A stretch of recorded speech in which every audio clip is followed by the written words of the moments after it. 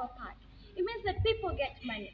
So when we come to places like Mbale, we're not just visiting this site. We're also ensuring that the people in that area gain survival from our visiting. So when I come here and I eat in a restaurant, I'm giving someone survival. When I eat ice cream in a park where there are flowers because I'm seated there, I'm giving someone survival. So how are we positioning ourselves to benefit from this city? If we do not recognize the kind of value that cities like this have in terms of tourism, in terms of business, then we lose out on gaining from that potential. When Fort Portal was named City in 2020, my dad asked me, how many people in Fort Portal do you think recognize the kind of potential that comes with calling a place a city? Now I'll ask you the same question. How many people in Mbale recognize the potential that comes with calling Mbale a city? You have an influx of people coming and going through this place every day. How do you ensure that they stay, and most importantly, that they spend more on this place? That's 2. 3. Mindset. Mindset is people. Ever since I started with tourism, it's impossible for me to throw a bottle down. Originally, I would do it and it wouldn't even sit in my head, but now it feels like such an evil act to throw a paper down. I feel like, what kind of person does that? Because this is not my art alone. We live in it with several other people. And if my fathers had destroyed it, I wouldn't have where to stay. So it takes a lot of batch to know that we are not here forever. And it is important that the people that come next have somewhere to stay. So mindset is not something that they can preach to you. It is an individual decision to say, from today onwards, I am not going to do acts 1, 2, and 3. And I think destroying this environment, cutting down trees, conflict reclamation, those are all within our individual responsibilities to make. And I beg that we start making those decisions as early as yesterday morning. Contributes to every other district that is within this region is very, very important. If we do not recognize that there is money, there is beauty, and there is value in Mbale as a place, and in the fact that it is in the center of the eastern region, then we do not benefit ourselves, we do not benefit our children, we do not benefit the future of this great nation. His Worship the Mayor has kept calling, wanted to be here, but one very well represented by the Speaker. But I want to announce to this place that one of the things His Worship is doing together now with his executive used to meet that he was doing for us roads. This program is ending in December.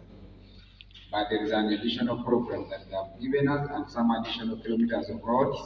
And I want to tell you that Pearl Haven in about a year is going to be served by a Tamaka road that is going to be lit, like you say, Republic Street, because it has been considered it has been considered in the additional 8 kilometers of cement roads that have been given to us, to Mbale. We call it Afan Agnes Road. It is going to run through and connect to Adra and go to the district headquarters. And with us in here, we have also the environment officer, who is also the focal person for USMID in the city. And I think that is what is going to happen. So the communication about the roads to be confirmed is supposed to be done. We need a minute of the executive committee, which they are working on now.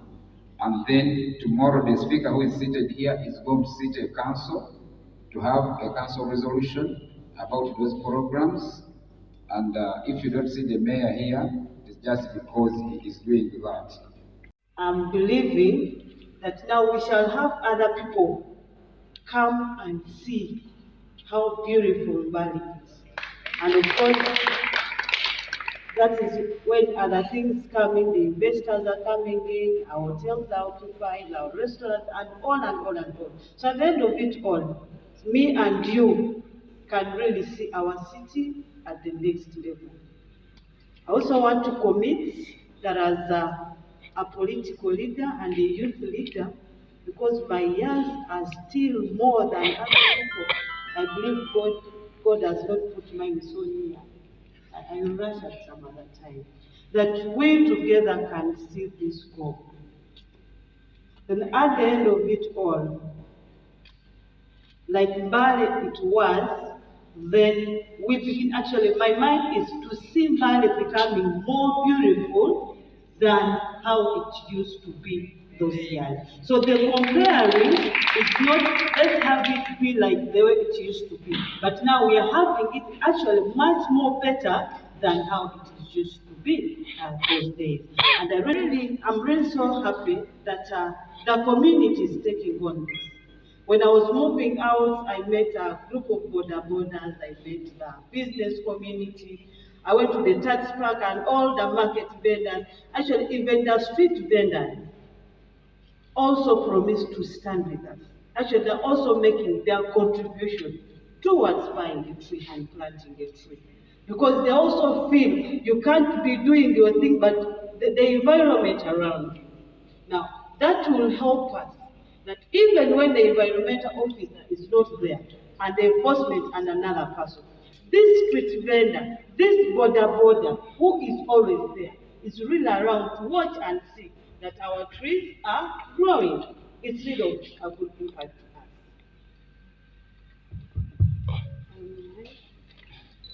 Including probably some of us here, is the commitment. Do we have the commitment that we can do what we are talking about now? We need to be organized. We need to have the resources required. And the most immediate resource is the human resource. And all of us are here. And a good thing that we are discussing these things truthfully, and we are in the house of God. I don't think anybody has come here to speak just for the sake of making news. We would like to move what we are talking about.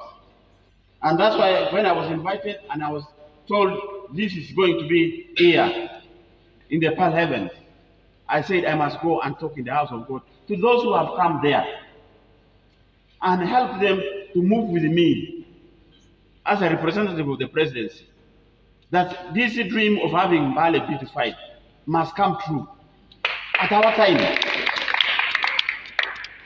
And we can do it. You don't need to fear about it. Stand up and be counted. Amen. We would like to make sure that we walk our talking.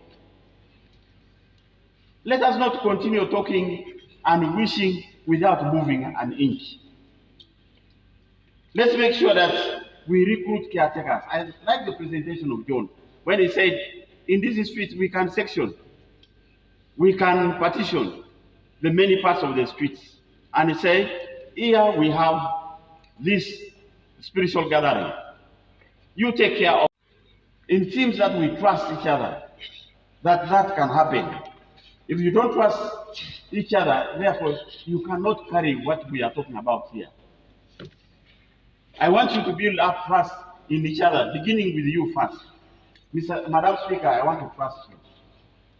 And that you're going to move a motion in council that the beautification of Mbale is done in a more organized manner, and that the enforcement of the laws necessary to beautify Mbale must be put in effect.